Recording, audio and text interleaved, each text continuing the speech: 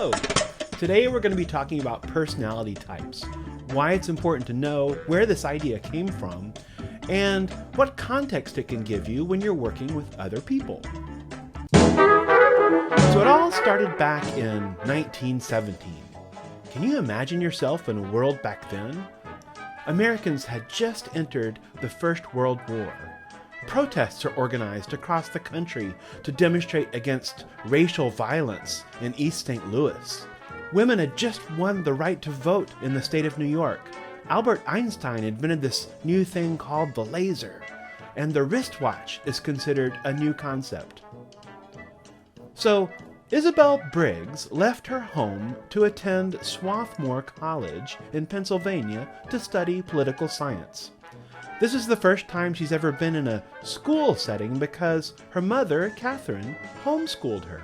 This college in particular was one of only a few in America at the time that was co-ed.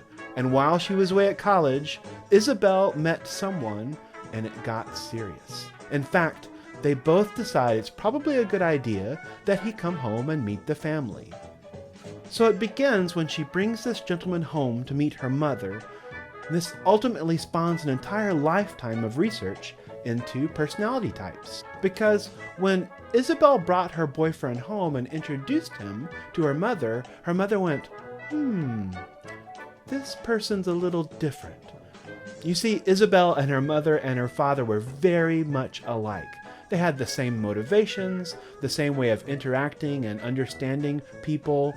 They had the same affect. Isabel meets this guy and he's different from the Briggs family, and that gets them thinking. It's not until Carl Jung's book Psychological Types is translated from German to English that Catherine and Isabel really develop their theories into different personality types. These theories get the opportunity of a lifetime when Isabel happens to begin working for Edward Hay, who developed personnel training methods that involved giving people questionnaires to determine what their aptitude and preferences were, because that greatly influenced their productivity, their quality of work, and their happiness. Go figure. If you like your job and what you do, you'll be better at it. What a novel concept. But it's this environment of asking someone pointed questions that ultimately help the questioner understand the person answering the questions that drives Isabel and Catherine Briggs to develop the Myers-Briggs personality assessment. Here's how it works. Based on your answers to the questionnaire, you're given a personality type. And this is represented by an acronym consisting of 5 letters. So let's dive into a brief description of what each letter means in the acronym. The first letter deals with your attitude. This means the source and direction of your energy. You can either score an E or an I. The E stands for extroversion, meaning your energy is outward turning. Your cognitive functions activate more when they're stimulated by external factors. You get excited by people and places and things. Extroverts have the tendency to act, then pause to reflect, and then continue acting. I stands for introversion, meaning their energy is inward turning. This type of person's cognitive functions activate more when they're stimulated by the internal world, the self, their thoughts, their ideas, and general contemplation. They have a tendency to reflect, then act, then continue reflecting. The second letter has to do with functions of perception. How do you gather information? S stands for sensing. This means that you're able to trust information that can be perceived through the 5 senses. You need something concrete and tangible. You don't trust hunches.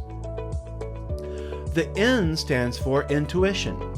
I guess the letter I was already taken by the introverts. This means that you are able to trust information that is less dependent on the senses. You trust memories and speculation and are interested in the possibilities of the future.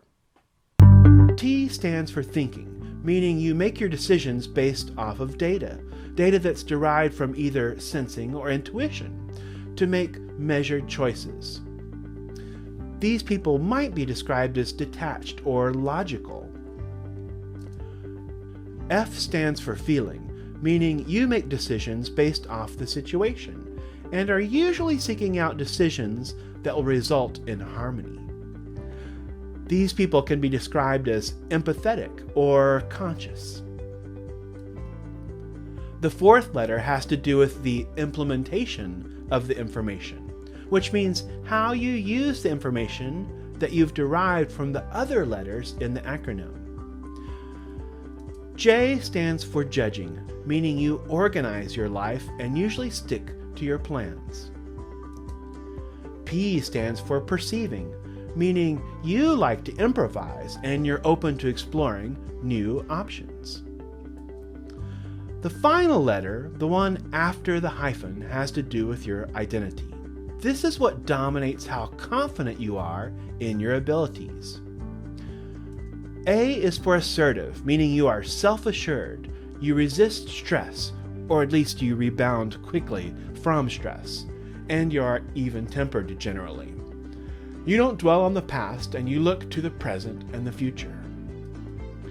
T stands for turbulent, meaning you are success-driven, eager to improve, and might be considered a perfectionist. T-type personalities tend to notice problems and adjust to correct them accordingly.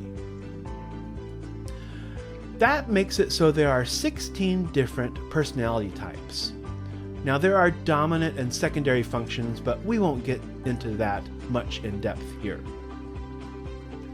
Here is an illustration from the online personality questionnaire I'm asking you all to take. They give each personality type a title, like analyst, sentinels, diplomats, explorers. I look forward to hearing about each of your personality types in the Padlet activity that follows. So at this point, you may be saying, okay, so this is nice, but why is this important to know about myself? And this is the point where I remind you that these are personality types, not traits, meaning they don't define you. Your personality type may change over time. I recently took the test myself, and I'm a different type than I was 10 years ago. This has to do more with knowing yourself, what your strengths are, but also what your perceived weaknesses might be. There are no right and wrong personality types, which brings me to my final point. Everyone in this world has some kind of personality type.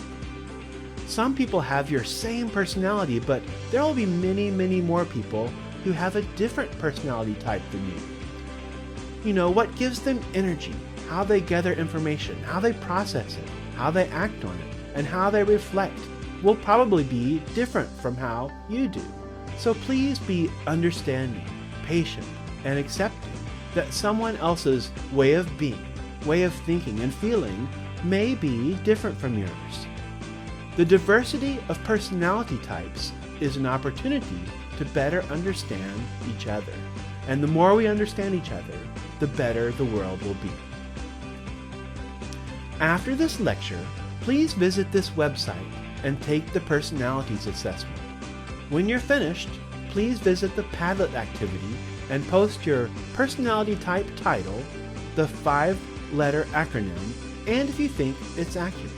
The link to this website is also on our Blackboard page.